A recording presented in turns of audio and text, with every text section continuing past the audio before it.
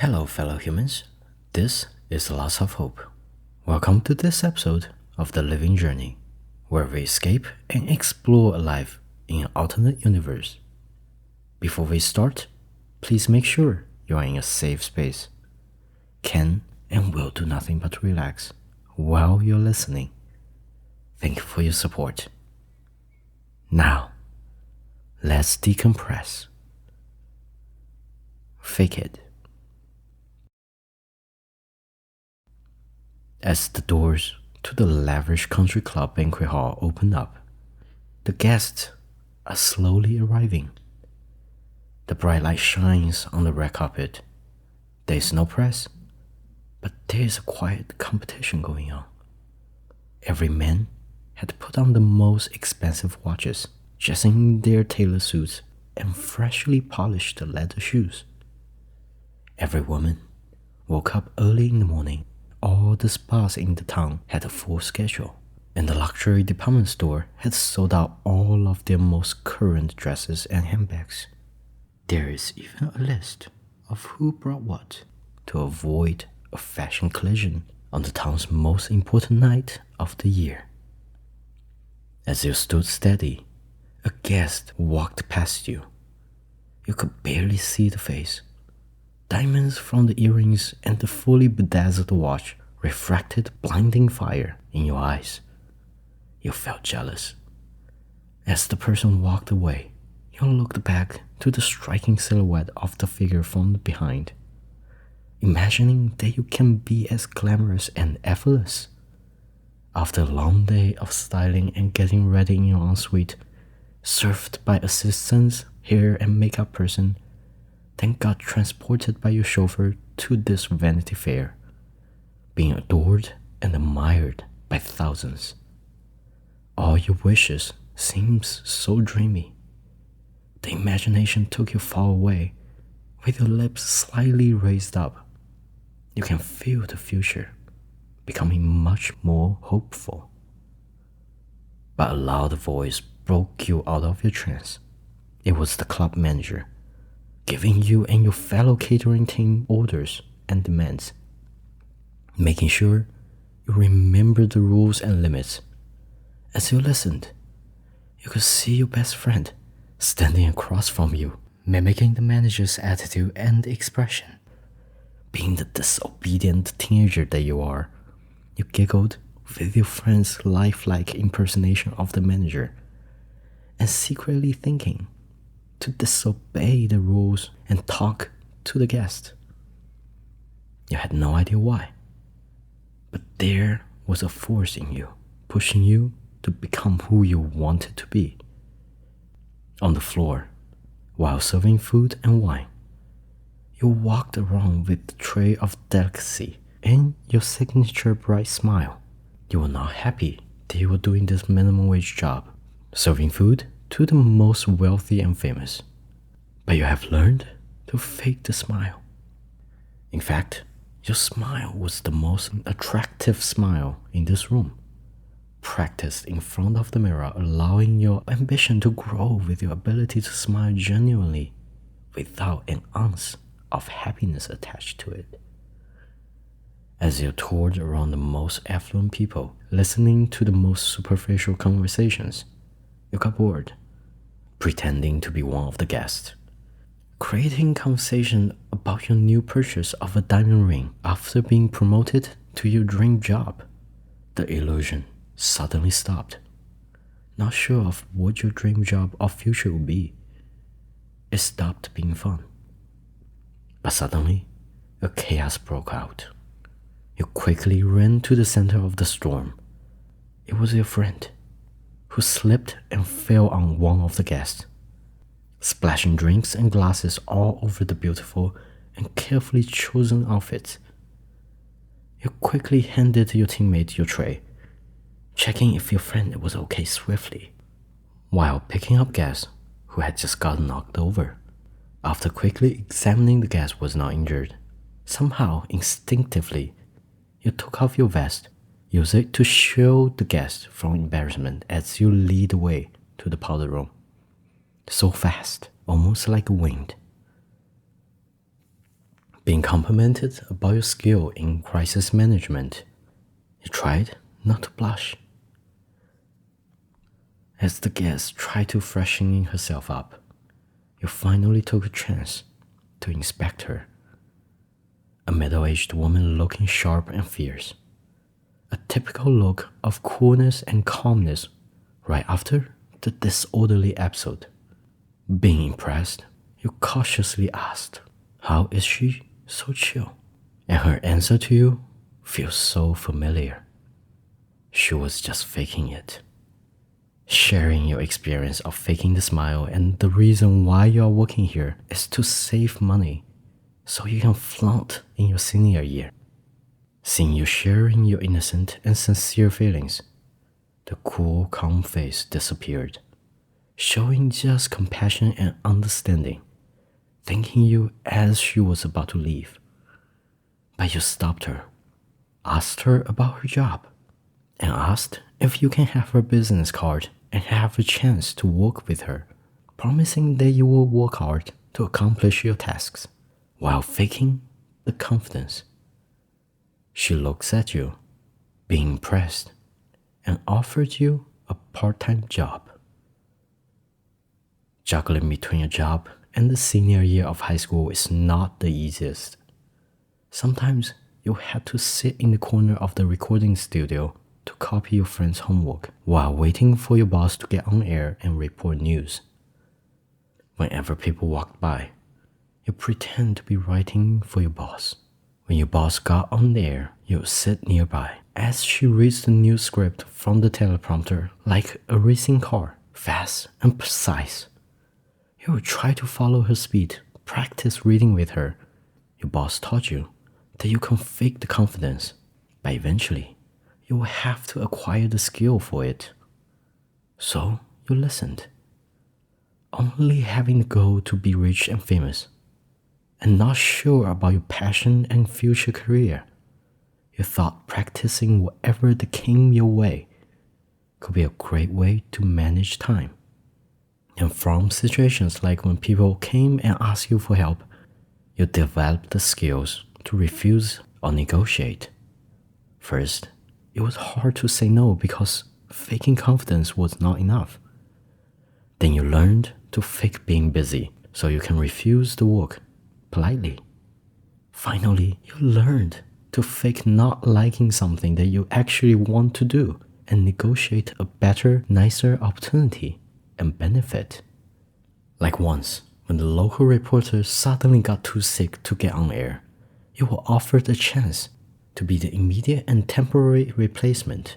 You weighted your advantage, knowing that there is no one but you can take up the temporary replacement, and you can read the teleprompter, describe the situation perfectly.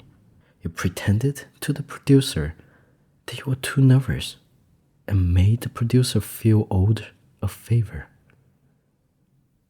By the time of graduation, reading the teleprompter became a skill that you had mastered.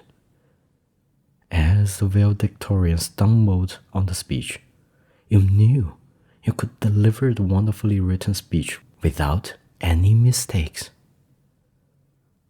When you had to quit your job for college, you thanked your boss for the opportunity, and she was like a proud eagle ready to send her offspring to the world to hunt.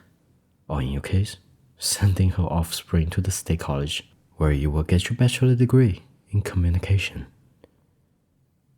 When your new friends learned that you came from a wealthy town, everybody somehow assumed you came from money. Without refuting the assumption, you faked your way into a group of wealthy kids. Unlike your old friendships from the high school, you worked part-time after school, went to the mall for window shopping, chatting with your friends, watching movies, and so on. Your new friends liked almost all the things that you didn't enjoy. They drank a lot, loved clubbing, and smoked a ton. You were tired. You tried to fit in, but you couldn't. So, instead of compromising, you used the skills that you had learned from the newsroom. You negotiated the term of your friendship. You'll tag along with your friends without paying for the club at all, since they drink so much and you barely drink a drop of water. Terrified of being found out that you don't have a wealthy family supporting you, the confidence that you faked for so long had grown into your personality, and it did the trick. Your strong personality caused your opulent friends so much respect that they stopped noticing your ability to not spend. Well, almost all the time. When you are invited to attend a formal celebration that requires black tie dress code, you were almost found out. You scrambled to find money to afford appropriate ensemble. You agreed to write essays for others for a straight week, while stopping all your nutritious necessities and ate ramen noodles for the whole week. After spending hours and hours of thrifting on the pre-owned designer resale site, you finally wore a classic vintage designer attire to the event. Walking into the venue from the main entrance, you stepped on the red carpet with the result of your hard work. Even though you felt jealous that all your friends were wearing the most current on-season pieces, your taste in style was still appropriate and chic. Plus, you were in this event as a guest, no longer a catering waiter that enters from the service entrance. Of course, nobody in your friends group found out what you did for this appearance of success. You again faked your way into this glamorous lifestyle. Till this day, this vintage Jean-Paul Gaultier piece is still your favorite. It looks so much like one of those people whose unmistakable silhouette and elegance inspired your craving for wealth and fame.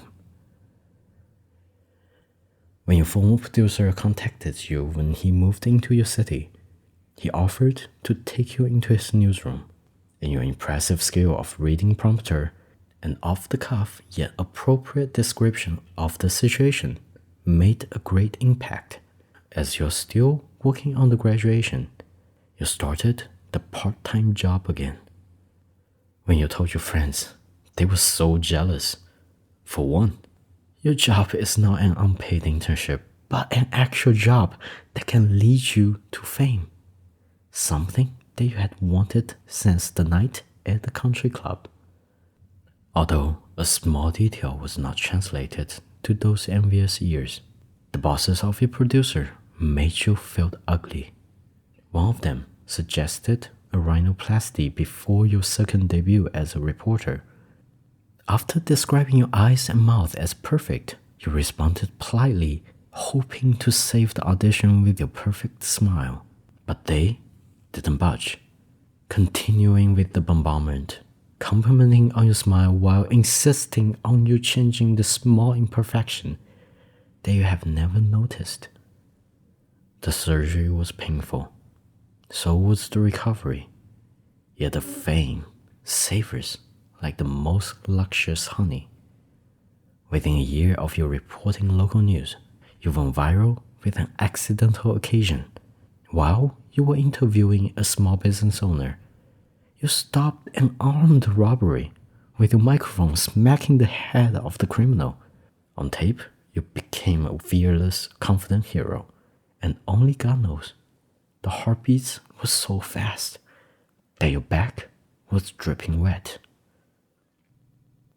One lucky event after another. One of your college friends who works at an internet publication named you the sexiest reporter, and you brought your producer to go national with you. Fame brought name recognitions, and so did money. Thought that you finally made it, you grew exhausted.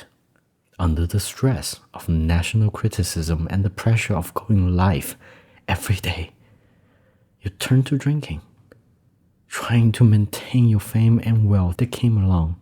It wasn't easy. The media environment moves in lightning speed.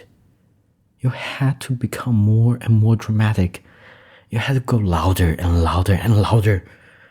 and you had to pretend outrage and faking your reaction as your opinion had to grow more and more and more radical. The betrayal to your origin made you feel fatigued like you have never experienced before.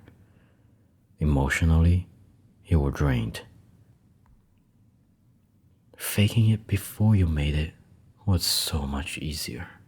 It gives you the needs and drive to pursue the ritzy lifestyle.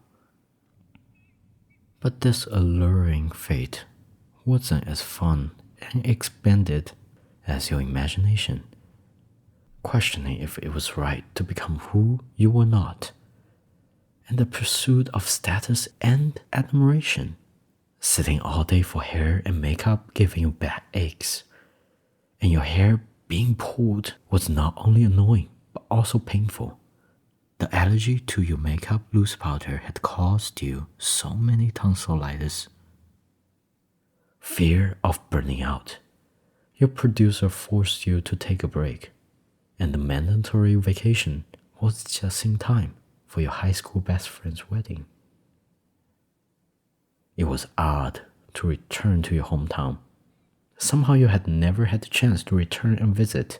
Before you arrived in town, different invitations had approached. Being invited to dine at the country club that started your journey to affluence. You remembered the promise to your best friend that you would have a wonderful dinner together in this house of wealth and prosperity. You can still remember the night when your best friend knocked over your first boss, feeling surprised that you drink wine and liquor while your high school best friend still drinks flat water.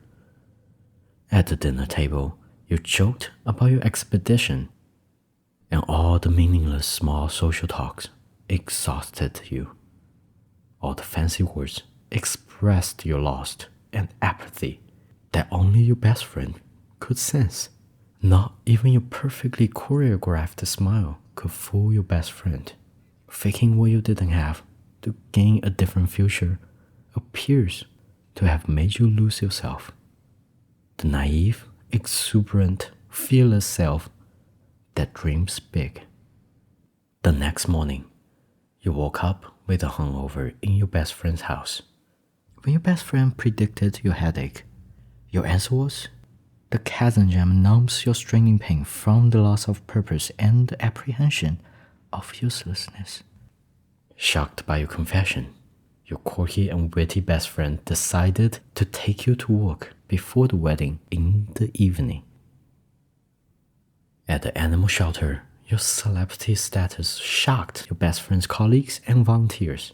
Seeing the astonished expression of everyone, you felt shy. Yet, you put on your professionalism and greeted everyone. One of the workers was cold to you, as your radical expression had pissed her off. Your best friend announced an impromptu internet live to raise awareness of homeless animals, promote adoptions, and fundraise for this humble house of kindness. Of course, you will be using your celebrity fame to attract attention for this fast-moving world. The live stream started slowly as you awkwardly walked between the rows of cages. The smell wasn't the most pleasant, yet the most adorable faces of every single carefully bathed little creature occupied most of your focuses. As you are secretly annoyed by the low viewing numbers, you wear your smile as your shield. As your best friend holds the cell phone camera on your face, you couldn't help but staring at the volunteer's face, who seems to be a fan, cheering you up enthusiastically, almost like your producer hyping you behind the cameras. Suddenly, after an hour or more, your stardom and your natural ability to communicate sent the rocket to launch. Your best friend and your producer loudly yelled out the number of exploding audiences, caused you to be even more hyped and energized. The happiness was infectious. As you introduced your tiny little friends without prior preparation, your fake smile disappeared, leaving only loud and genuine laughter that was so amazing it attracted the notice of angels. As your best friend requests the external battery for the burning hot phone that's dying, trying desperately to continue the live stream, you realize hours had passed and you have never felt so happy, ever. Suddenly, the lady who was not particularly warm to you before ran into your arms on the live stream, expressing her gratitude for how many adoption requests that she had received in the past hours. Never have you felt so happy to help others with the result of your superficial avocation. The satisfaction was so fulfilling, more fulfilling than purchasing a limited edition diamond watch. Tears rolling down her eyes, and the live stream concludes after the second battery had been robbed of all of its electrifying fortune. You rushed back to the country club guest room where you were staying for the visit. As you put on your diamond watch, instinctively trying to figure out the time to make sure that you are not late for your best friend's wedding, the refraction from the diamond shone in your eyes, blinding you as if you are falling into the tunnel of light. Within seconds, you blinked your eyes, found your balance, and stood steady again. After putting on your diamond-studded earrings, checking your vintage Jean Paul Gaultier outfit in the mirror, you ran out of the guest room, ran towards the banquet hall where the wedding is being hosted. Since you were supposed to help out with your best friend's wedding before the wedding ceremony, you ran towards the service entrance. From far, it all looked normal. Yet, as you get closer and closer to the entrance, the surroundings became strangely familiar and mysterious. Seeing the club manager who had retired walking between two rows of people announcing the rules of not bothering guests, and you saw your best friend making the silly face to impersonate the manager, you were stunned. Seeing yourself from behind, giggling at your best friend's impersonation. In a trice, you understood that you needed to make decisions on whether to inspire yourself, to fake it, and create a new path for your life. Walking through scourges and hindrance to achieve complex yet brilliant journey. So you bravely stepped forward.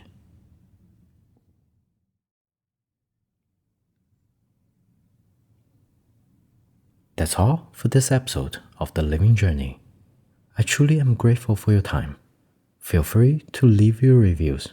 Please like, follow, or subscribe. Do share this show so we can grow together. Until next time, lots of hope. Signing out.